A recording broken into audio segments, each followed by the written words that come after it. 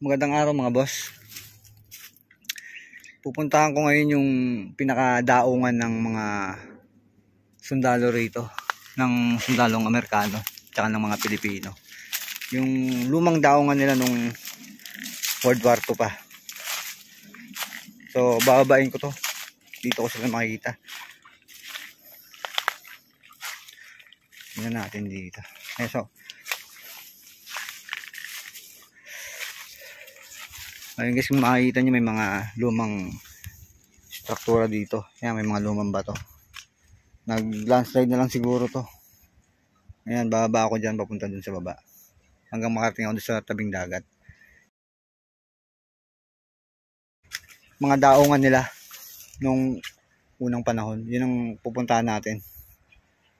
Bababa tayo dito. Let's go. Babain na natin tong lugar na to. Doon pa yung white sand sa kabila. Oo. Dati siguro hagdanan to. Nag-landslide lang. Ayun.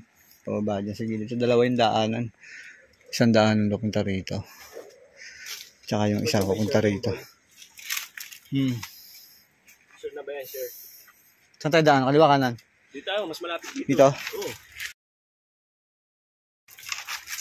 Slide dito ah. Kapit kayo ha. Pilot mo pa naman din. Slide kasi. So, Boy, kartado ka din.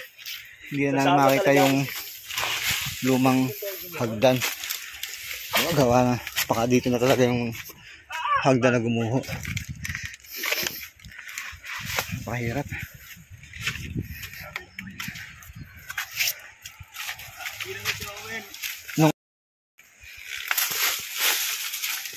So panahon pa to ng World War II. Walang napunta rito kasi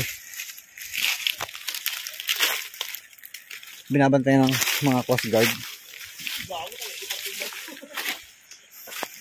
Ngayon ginawa namin, lang kami, baka sakali. So ito yung bato, galing tayo sa taas nito kanina.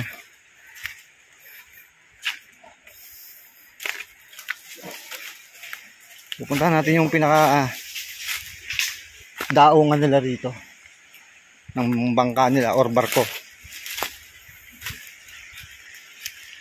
Napakagubat dito.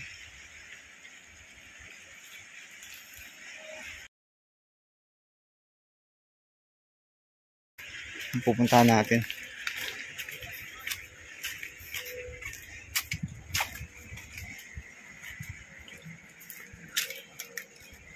Tatanong ko na yung baba.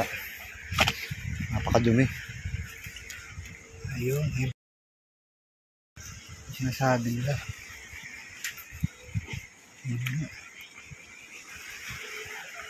Ayan, dito kami guys. Protected area ng mga sundalo. Ng kabila na yan. Ng mga Marines. Pati itong pinupuntahan namin. So, wala namang bantay ngayon.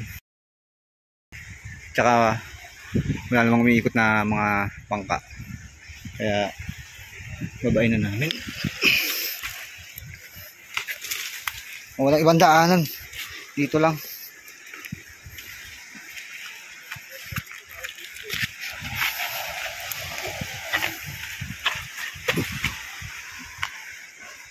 Yun. So, puntahan muna natin to. Napakadumi.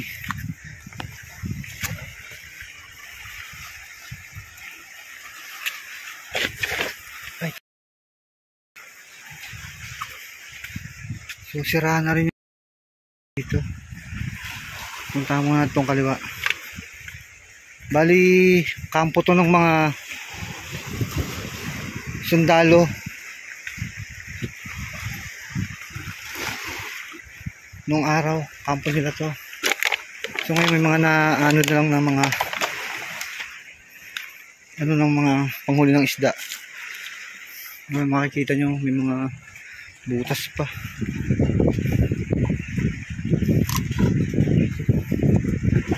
yung napakalaki. Tapos gumuho na rin, nabiyak na. Ito. May mga silong pa dito. Ito natin. Pasok tayo sa loob. Nakadaan ba tayo dito? Nakadaan tayo dito.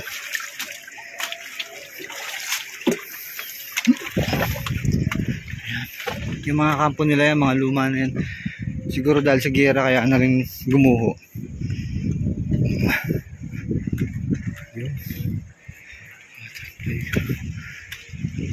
So mapakit yan doon sa taas ng bundok.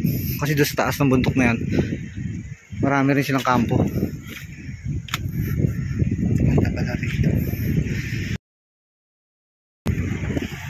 Kaya kung makikita nyo may hagdanan dito. Hindi natin alam kung saan papunta, pero may mga ganito pa, may mga butas-butas. Hindi ko alam kung may mga sira-sira na rin, basag na yung semento. Ito, dito lang, hanggang dito lang, wala na ibang pupuntahan. Siguro ito yung pinakadaongan nila sa lugar na to. Tayo dito. Ayan. Napakalapad nito, 1 metro mahigit.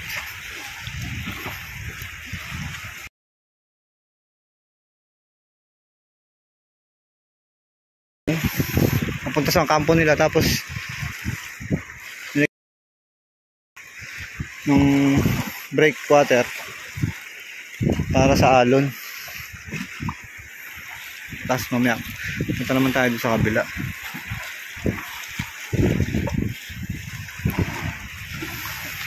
Diyan sila nagkakamp ngayon sa kabila.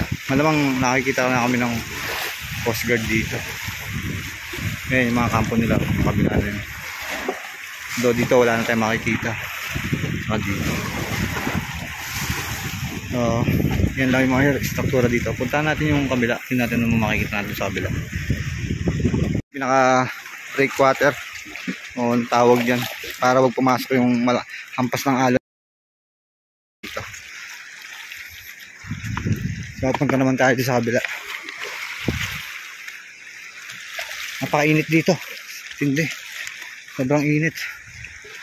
Tapos itong mga basura na to, malamang dinala na lang ito ng alon dito.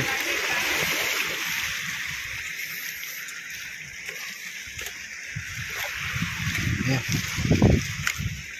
napakadami, sobrang init. O ayan o, parang alam kung tinangayin dyan o gumuho yan. Ayan pa, siguro gumuho to kasi mampas na rin siguro ng alon sa lakas, or maaaring nung gera, maaaring isa sa mga tinamaan.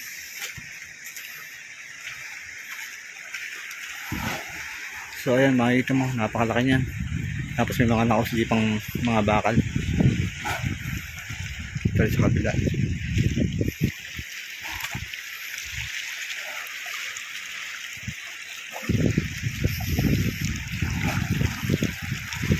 Ingatan natin makita tayo ng mga Coast Guard. Ngayon walang bantay. Yan pa, mga gumuho.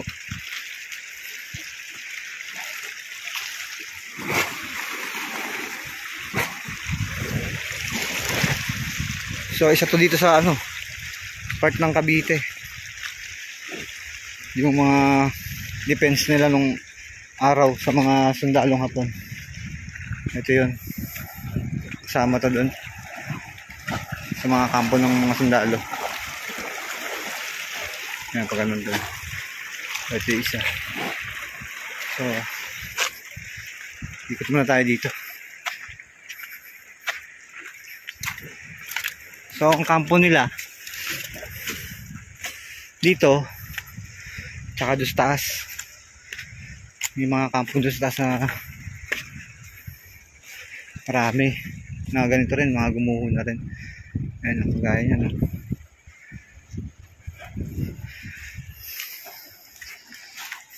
Wala na talagang pakinabang dito.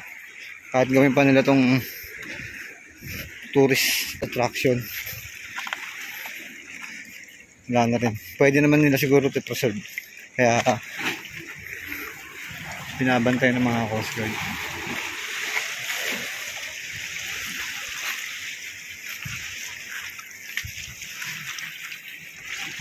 Ang laki ng bato na to. Sobrang laki ng semento. Nuhuna.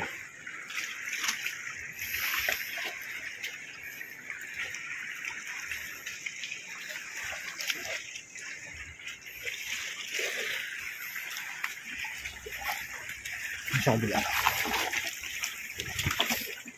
Makikita mo, ito yung mga bakal nila. Napakalaki.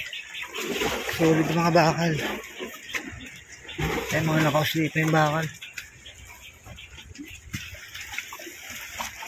Ang daming bakal. Yung mga tubo ko.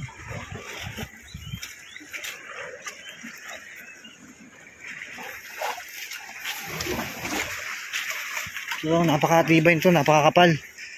1 metro may higit ang kapal nito. Kahit siguro bala,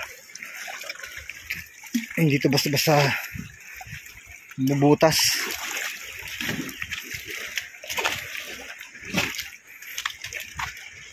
Ang laki. Mga pundasyon nila, ang laki.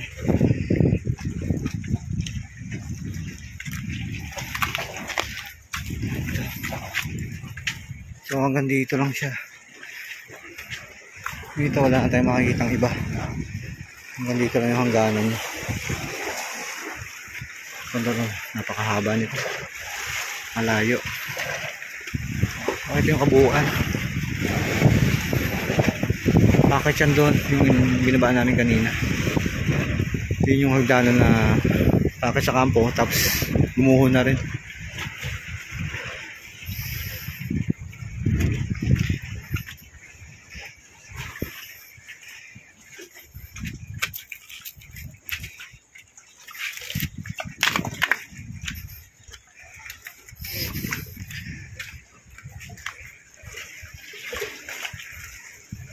Napakataas.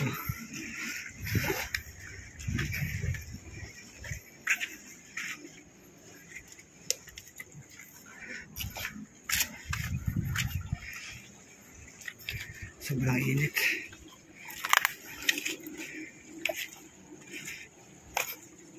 Wala na. Wala na talagang natira. Ito na lang mga gumuho dito.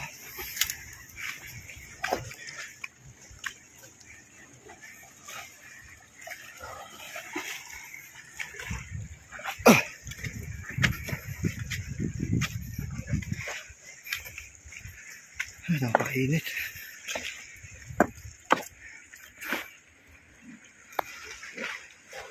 So yung mga boss, nakita na natin kung ano yung itsura dito. Babalik na kami doon sa aming pinagbabaan. So maraming po salamat sa inyong panonood. Huwag niyo lang po kalimutan mag-subscribe para doon sa ating mga susunod na upload ng mga video. Maraming salamat po.